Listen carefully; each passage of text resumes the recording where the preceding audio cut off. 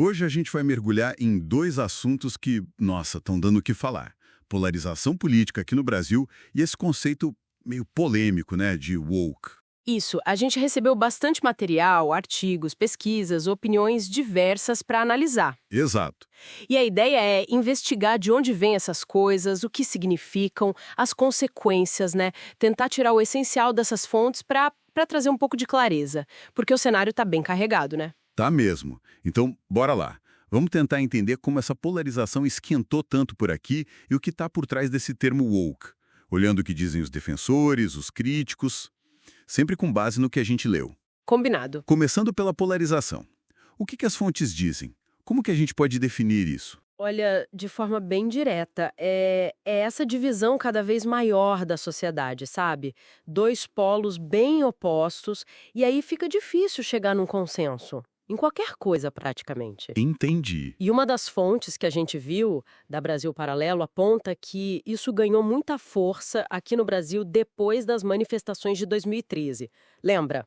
O tal do gigante acordou. Lembro sim. Começou com umas pautas mais sociais, tipo passagem de ônibus, mas aí acabou mostrando umas divisões ideológicas bem fortes, né? Exatamente. E depois ainda vieram outros eventos, né? Tipo Operação Lava Jato, o impeachment da Dilma. Que mexeram bastante com tudo. Isso. E esses eventos, pelo menos na análise dessa fonte específica, eles meio que fortaleceram um sentimento anti-PT e, ao mesmo tempo, deram gás para o que estão chamando de nova direita. Ah, sim.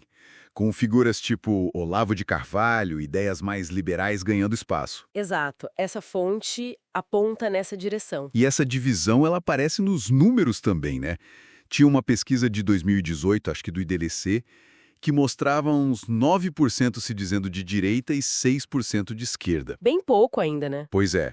Aí você pega uma pesquisa mais recente, de 2024, do IPEC, e os números pulam para 24% de direita e 18% de esquerda. É um salto e tanto. Nossa, é bastante diferente, Sam. E do ponto de vista mais teórico, assim, as fontes que a gente analisou, tipo artigos da USP, que citam o Bobbio, o Brasser Pereira, elas mostram que, ok, a origem lá na Revolução Francesa é uma coisa, mas hoje a tensão parece girar muito em torno de como cada lado vê a questão da igualdade, sabe? Certo. Ou então, tipo, sobre empoderar grupos que têm menos voz versus preservar ou até ampliar o poder de grupos que já estão mais estabelecidos.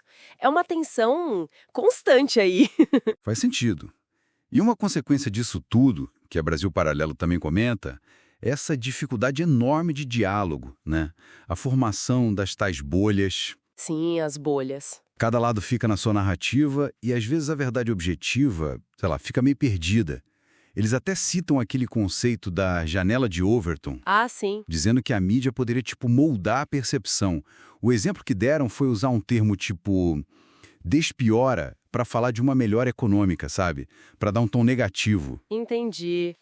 Essa dificuldade de diálogo, essas narrativas que não se conversam, é um problemão. Mas as fontes também deram umas pistas, né? De como talvez furar essa bolha. Eram, sim. Uma ideia que achei bem interessante veio de um estudo que saiu na Sanford Social Innovation Review Brasil. É a tal da narrativa pessoal autorreveladora. Como assim? Parece meio contraintuitivo, né? Mas a ideia é que se você compartilhar uma história sua, pessoal, mostrando alguma vulnerabilidade, isso pode construir mais confiança com quem pensa diferente, mais do que tentar convencer só com dados e estatísticas. Interessante isso. Tipo, criar uma conexão antes de debater a ideia? Exato.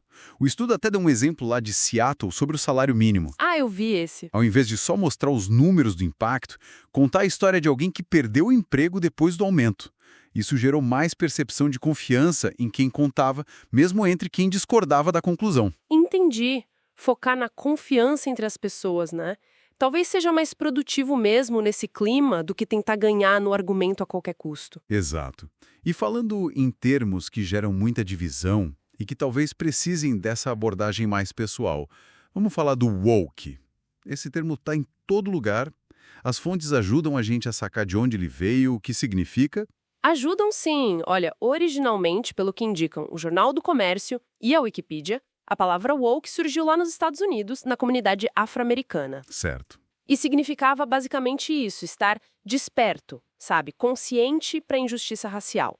Depois, com o tempo, o uso foi se expandindo para outras lutas contra a desigualdade de gênero, LGBTQIA+, e por aí vai. Mas hoje em dia, nossa, é super controverso, né? Muito. Tem um lado que um artigo da RH para você mostra bem que vê como algo positivo.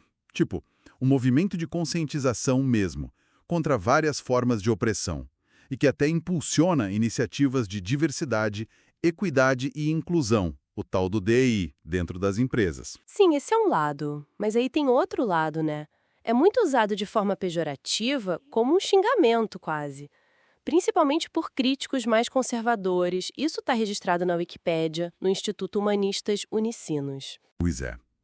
Acusam um movimento de ser exagerado, de promover a tal cultura do cancelamento, de querer impor uma visão de mundo de uma minoria moralista, como eles dizem. Exato. O ex-presidente Trump, por exemplo, que é citado numa das fontes do IHU, prometeu acabar com programas de DE no governo e até com o ensino da teoria racial crítica nas escolas. É um embate forte. E as críticas não param aí. Teve fonte, acho que o Jornal do Comércio, falando em corrupção da linguagem pelo ativismo woke. E até aquele slogan famoso, né?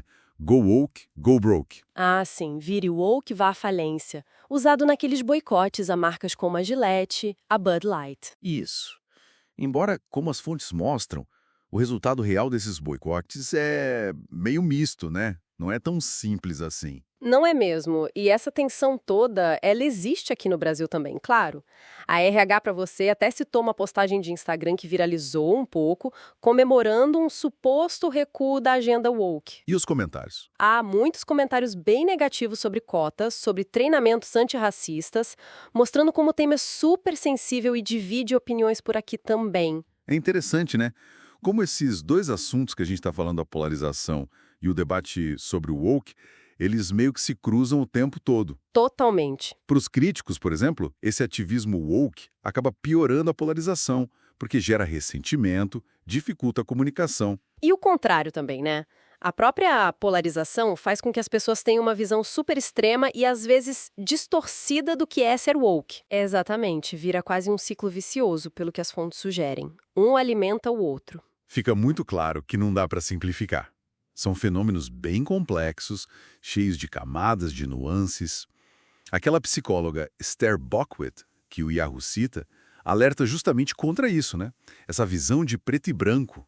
É um ótimo ponto. E aí, depois dessa análise toda das fontes, pensando nas definições, na história recente aqui do Brasil, nessas várias facetas do debate sobre o woke... Pois é, fica uma pergunta no ar, né?